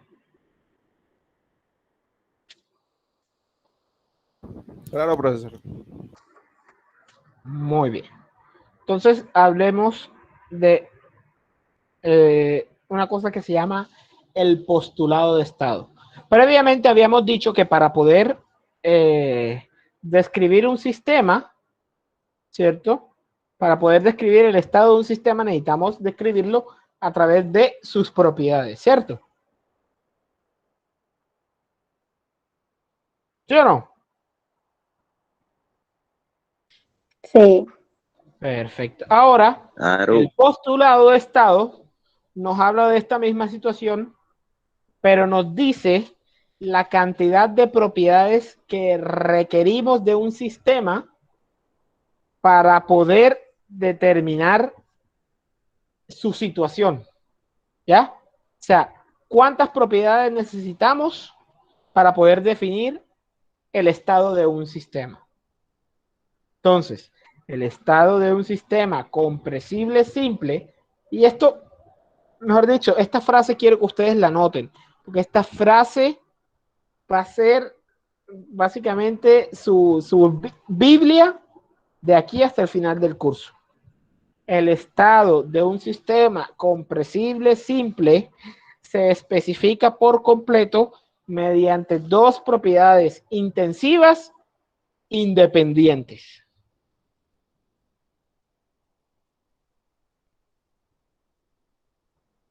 En donde un sistema compresible simple es un sistema que carece de efectos eléctricos, magnéticos, gravitacionales, de movimiento y tensión superficial. O sea, es un sistema en el que elementos como la electricidad, la gravitación, el efecto magnético o los efectos de movimiento no existen. ¿Ya? Se necesitan al menos 2 propiedades intensivas independientes. Ahora quiero que yo les voy a poner un ejemplo y ustedes me van a decir. Digamos que yo tengo agua y yo tengo la temperatura y tengo la densidad. ¿Puedo definir el estado en el que se encuentra el agua?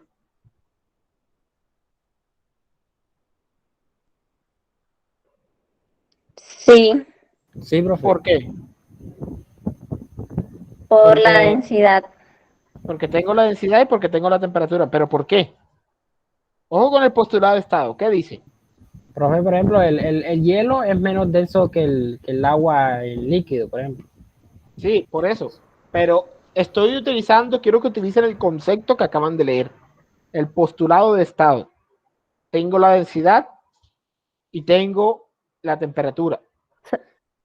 Tengo dos propiedades intensivas independientes. Tienes dos propiedades intensivas independientes. O sea que sí puedes definir el estado del sistema. ¿Cierto? Sí. Ahora, tenemos alcohol y tengo el volumen específico y tengo la densidad. ¿Puedo definir el sistema?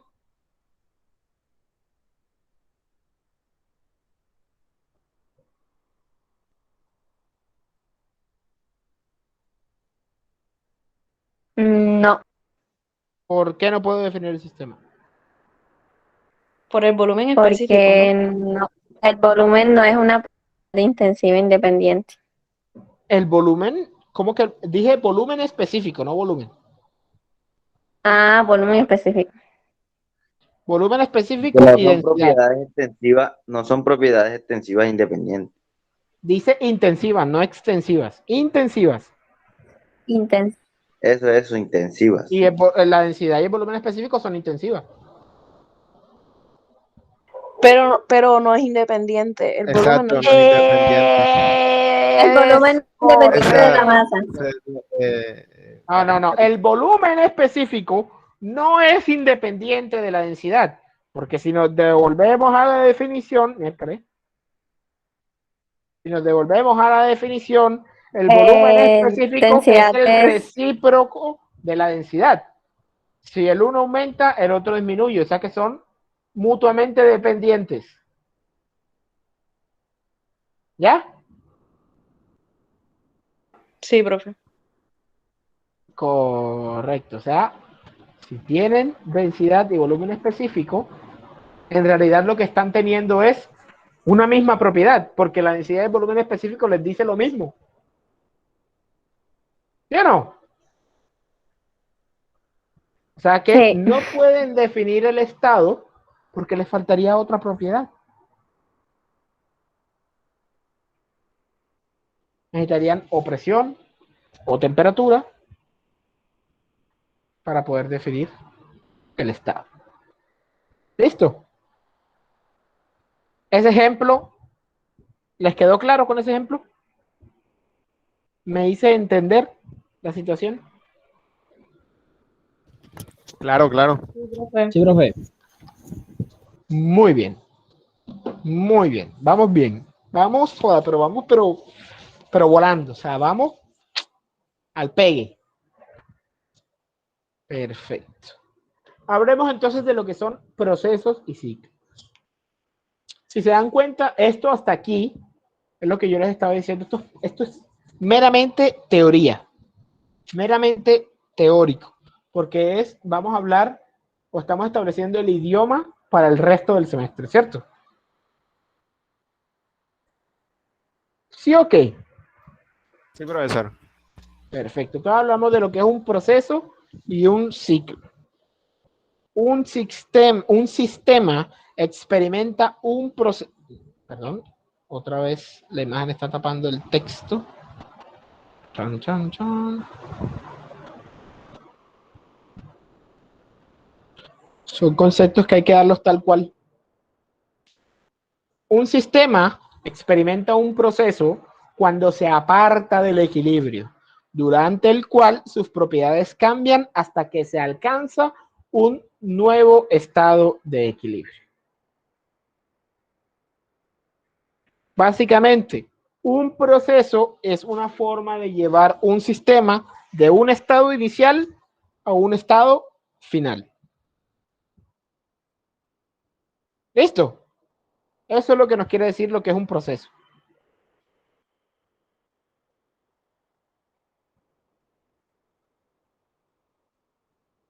¿Es claro? Hola.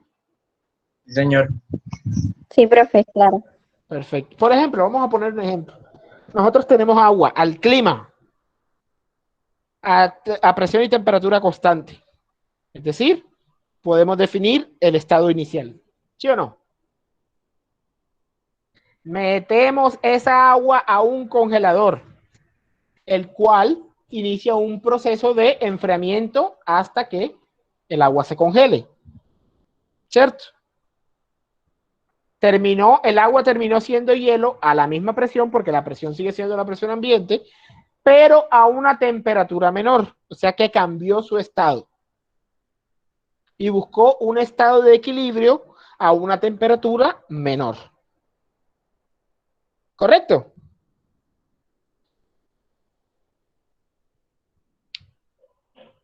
Sí, profesor.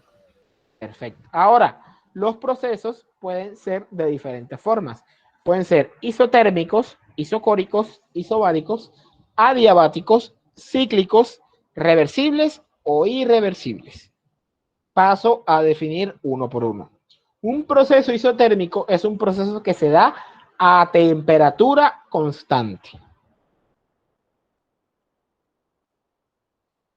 ¿Quién tiene un ejemplo de un proceso isotérmico?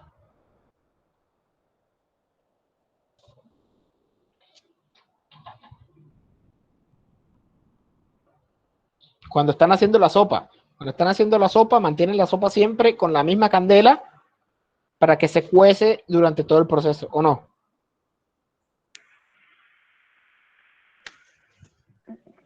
Pues sí, bro. Sí, bro. Eso es un proceso isotérmico. ¿Por qué? Porque siempre va a estar a la misma temperatura. Ahora, un proceso isocórico es un proceso que se da a volumen constante. Es decir, siempre va a estar al mismo volumen. ¿Quién Cuando se le se ocurre congela el agua, ¿no? No, señorita. Eso es falso, No. porque cuando tú congelas el agua, la densidad del agua disminuye, por eso el hielo flota. Porque si el hielo tuviese la misma densidad que el agua, el hielo se iría hasta el fondo. O flotaría. O sea, flotaría en la mitad, pero el hielo siempre flota en la superficie. No han percatado de ese fenómeno.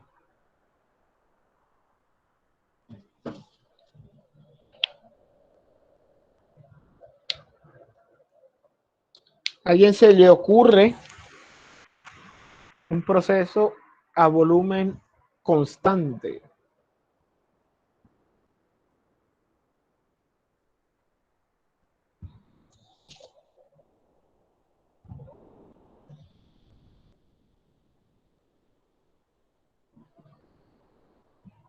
A nadie. El de la olla de presión, ¿no? El de la olla de presión o el enfriamiento de una taza de café. Te deja una taza de café ahí y deja que se enfríe. Pues sí. El volumen siempre fue el mismo. Él se enfrió, pero el volumen siempre se mantuvo constante. ¿Sí o no? Claro. Perfecto. Ahora, isobárico, a presión constante. Podría ser cuando se hierve el agua. Cuando se hierve el agua lo haces a presión ambiente, ¿correcto? Y tengo el recipiente abierto, entonces tengo todos los factores Siempre para que ocurra. Es correcto. Muy buen ejemplo. Un proceso adiabático, ¿cierto? Un proceso adiabático es aquel en el que no hay transferencia de energía.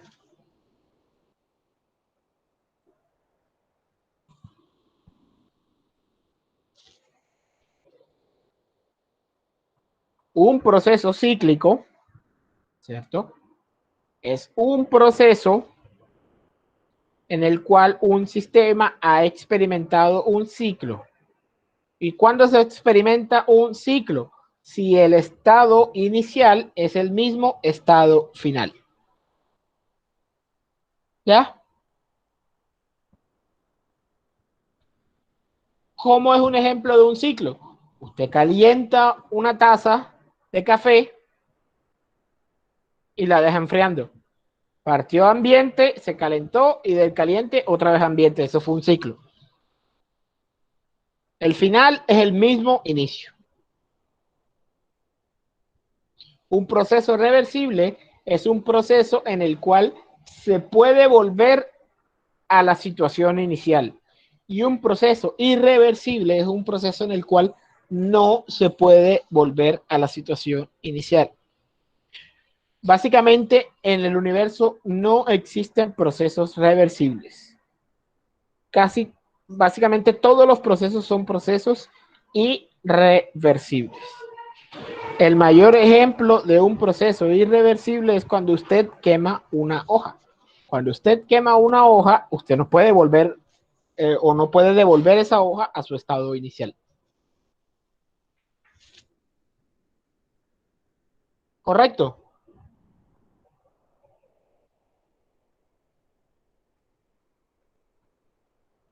Correcto, profe.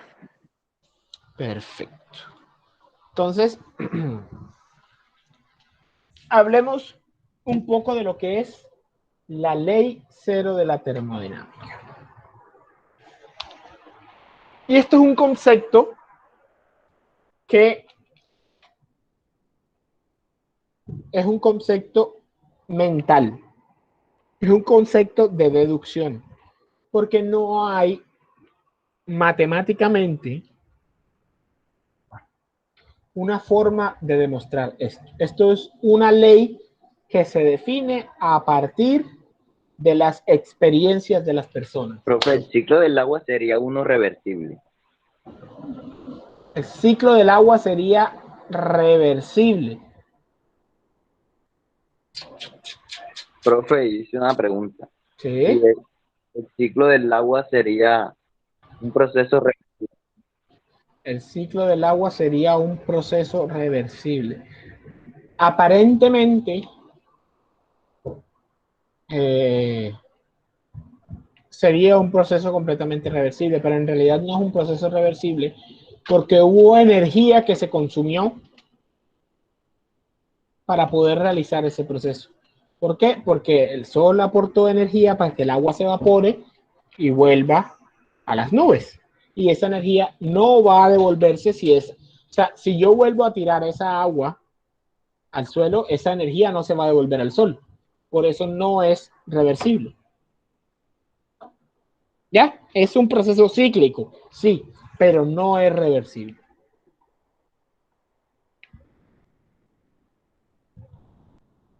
¿Ya? Eso es un poco confuso, pero es porque te adelantaste prácticamente todo el semestre porque eso es temática de la segunda ley de la termodinámica. Por eso yo eso lo explico muy someramente.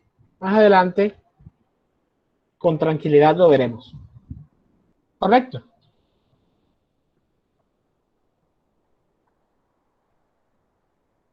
Hola. Listo, profe. Listo, profe. Bueno, entonces sigamos hablando de la ley cero de la termodinámica. La ley cero de la termodinámica es una ley que no se puede demostrar matemáticamente. Es una ley que solamente se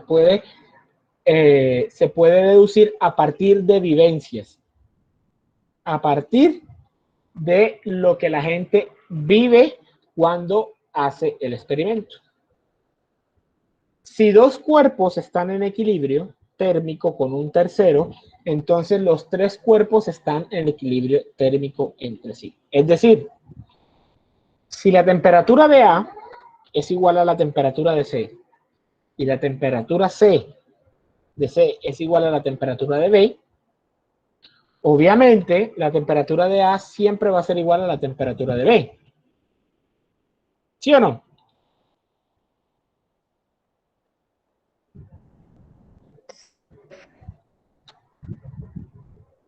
Eso no es.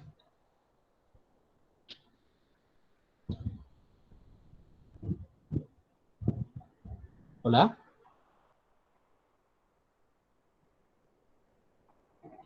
Sí, profe. ¿Puedes repetir, profe? Que acá se me cortó. Nuevamente, si dos cuerpos están en equilibrio térmico con un tercero, entonces los tres cuerpos están en equilibrio térmico entre sí. La naturaleza siempre va a buscar el equilibrio térmico.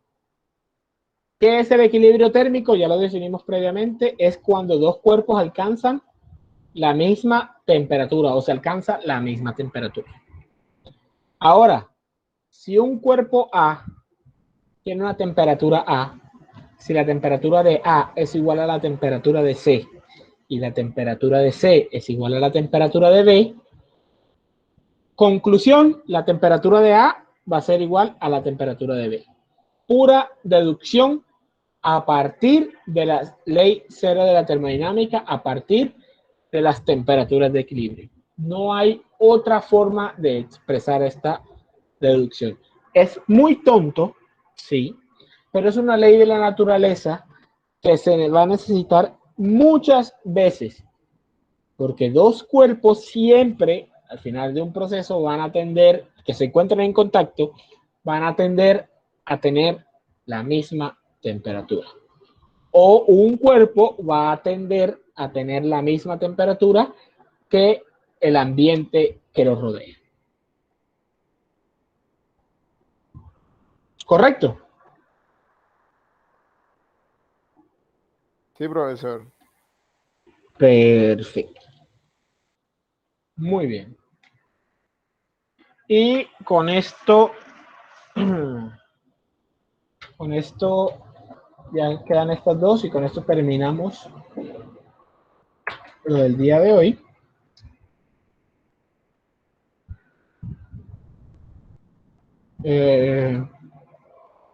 Vamos a hablar de lo que es la temperatura y las escalas. Básicamente de su física podemos recordar, ¿cierto?, que existen dos sistemas de medición principales, que son el sistema internacional y el sistema inglés. ¿Cierto? ¿O no es cierto? ¿O estoy aquí inventando vaina?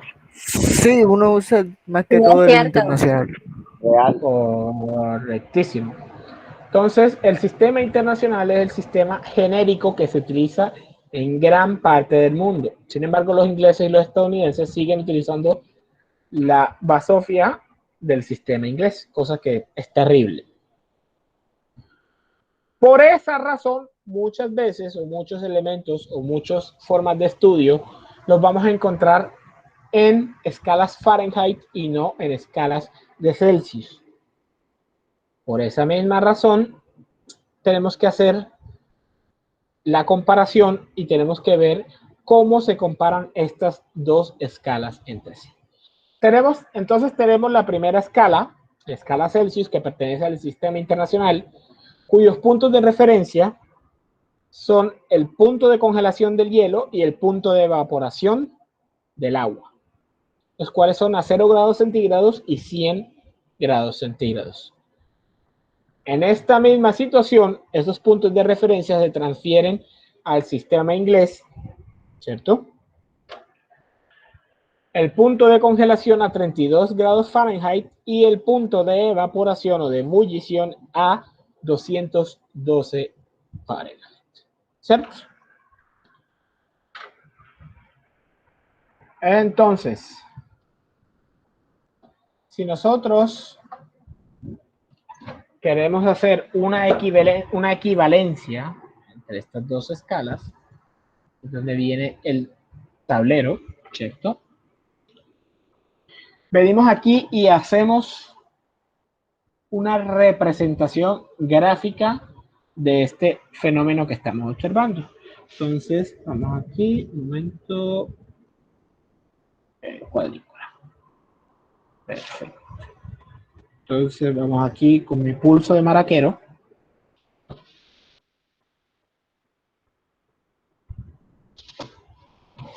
¿Cierto?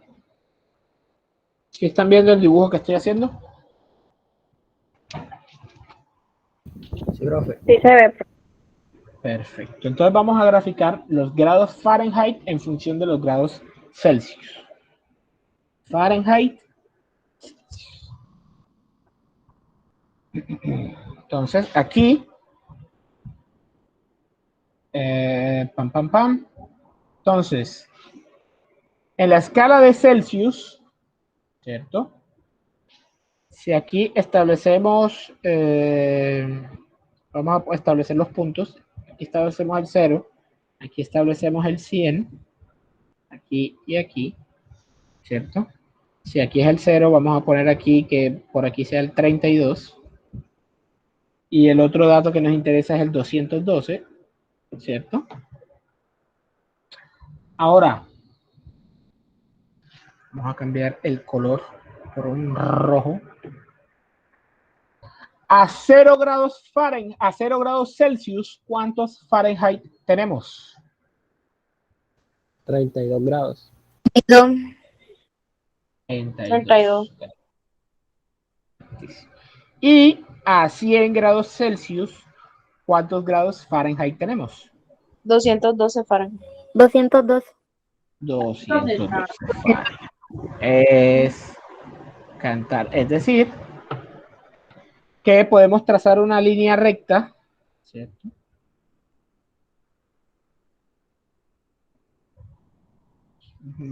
Bueno, una casi recta.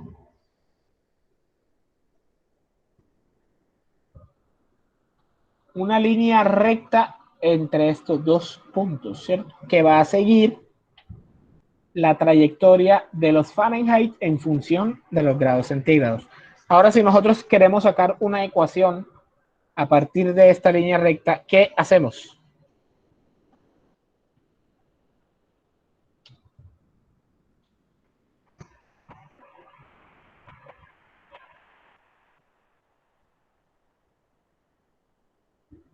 Multiplicamos, creo. No, usamos la ecuación de punto pendiente. De punto pendiente, no, sí. Es la de punto pendiente. Saca la pendiente y después utiliza la ecuación. Es correcto, sacamos la pendiente y sacamos la ecuación. Es correcto, hay que sacar la ecuación de la línea recta. Esta ecuación es una ecuación de la forma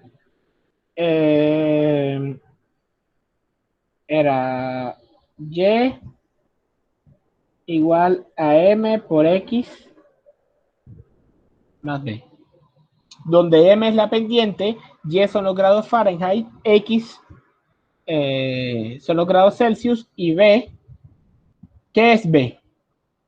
A ver si se acuerdan.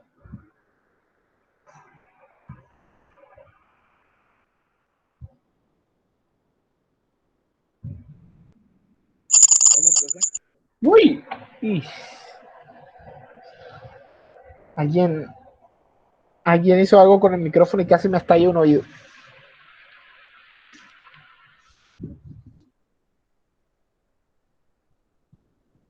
¿Alguien recuerda qué es B? Matemática básica. Es el punto de intersección. Es correcto, el punto de intersección de la curva con el eje Y. O sea que B es igual a 32 grados Fahrenheit. M, ¿cómo calculamos M?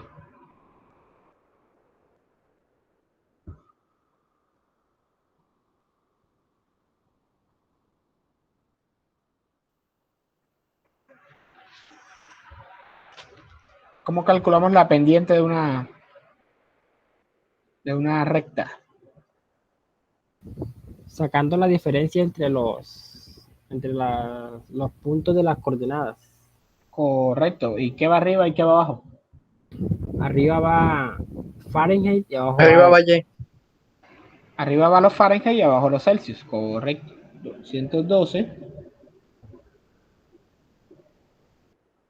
Y2 menos Y1 sobre X2 menos X1. ¿Cuánto nos da esto?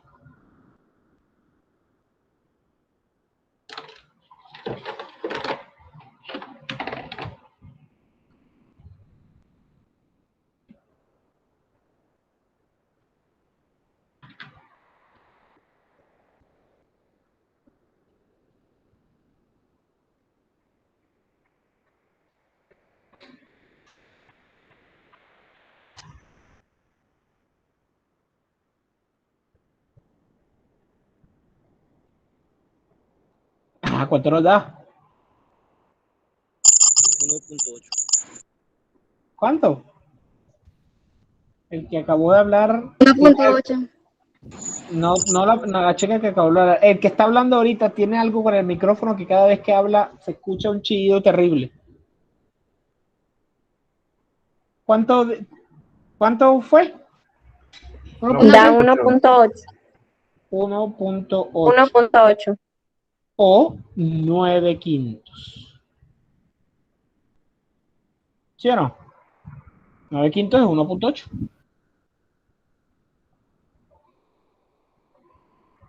Ahora armemos la ecuación final. Es igual a 9/5 de los grados Celsius más 32. Listo. Y tenemos entonces una expresión para transformar de grados Celsius a grados Fahrenheit.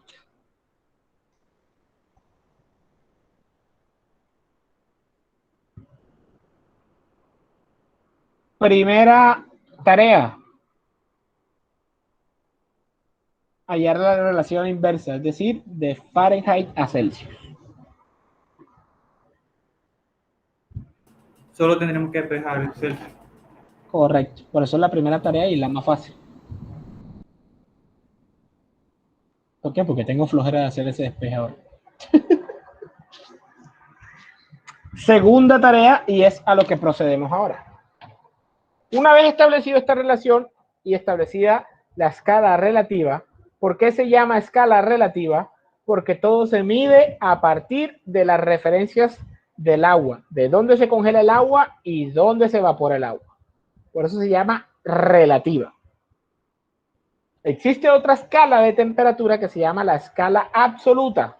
La escala absoluta, ¿cierto? En el sistema internacional se mide en grados Kelvin y en sistema inglés se mide en Rankine. Ahora bien, ¿dónde ocurre o cuáles son nuestros puntos de referencia en este punto? Para ambas escalas, el primer punto de referencia es el cero absoluto. El cero absoluto es el punto donde la temperatura, donde no hay ningún gradiente de energía. Es decir, no hay ninguna energía en ningún cuerpo que permita generar algún tipo de calor. A eso se le denomina el cero absoluto. Es donde las partículas están totalmente quietas. Por eso no existe movimiento o nada que permita generar calor, porque todos los cuerpos generan calor o generan una temperatura específica debido al movimiento de sus partículas. ¿Ya?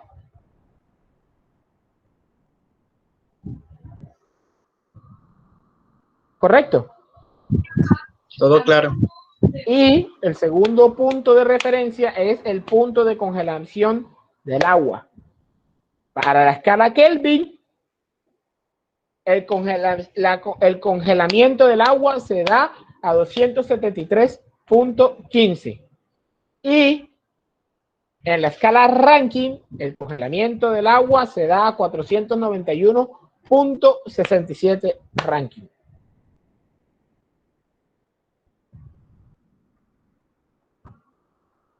Entonces, para pasar de Celsius a Kelvin, ¿qué hay que hacer?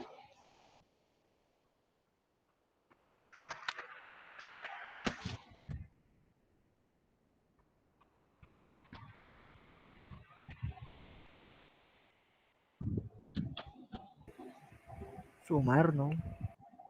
Hay que sumar 273. ¿Por qué? Porque en el hielo, ¿cierto? En la escala relativa, el hielo se logra a los 0 grados, pero en la escala absoluta, el hielo se logra a los 273.15.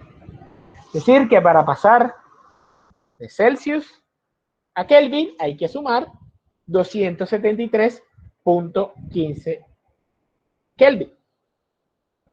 ¿Correcto?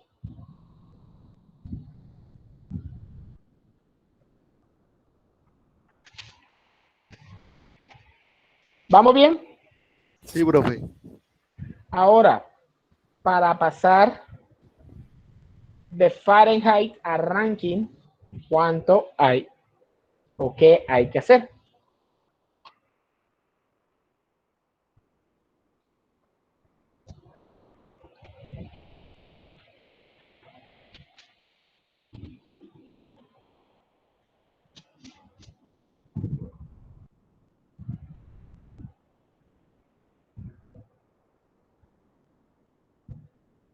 Hola.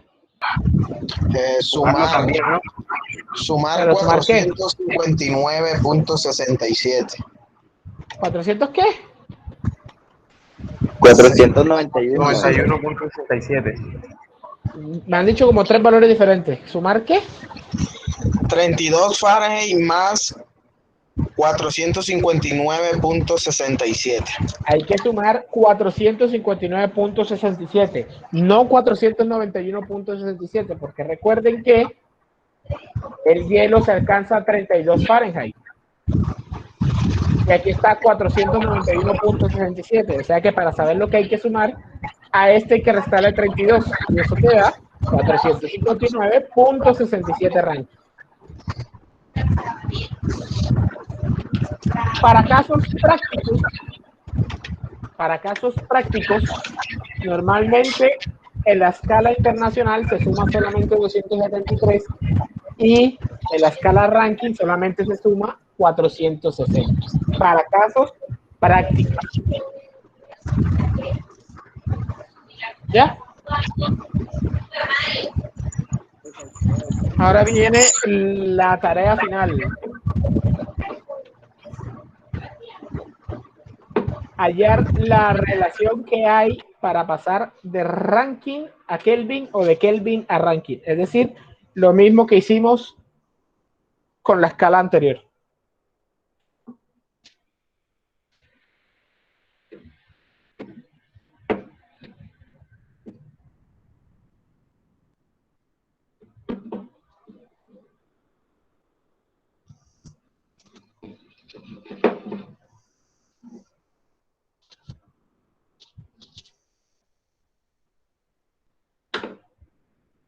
¿Listo?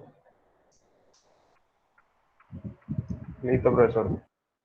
Bueno, muchachos, con eso podemos dar por terminada la clase del día de hoy.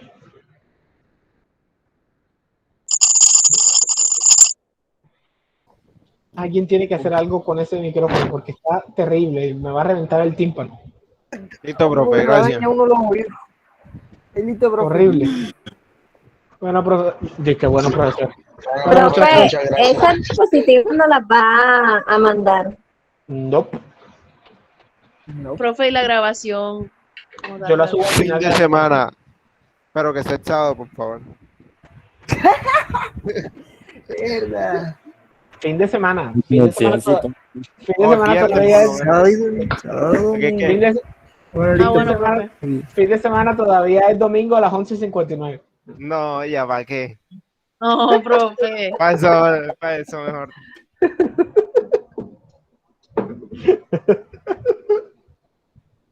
Bueno, profe, gracias, yo. No, mentira, no, yo sábado puntualito estoy subiendo esto, no se preocupen. Claro. Se le agradece. Bueno, muchachos, que Gracias, les vaya, profe, hasta luego. que les vaya muy Muchas bien. gracias, profe. Bueno, Profe. pues, Gracias, profe. Bendiciones. hasta luego, lo mismo. Profe, Sí. cuando usted pasó la lista, yo no había entrado a la clase. Espérate, a ver. Déjame. Yo dejo de grabar. Tener grabación.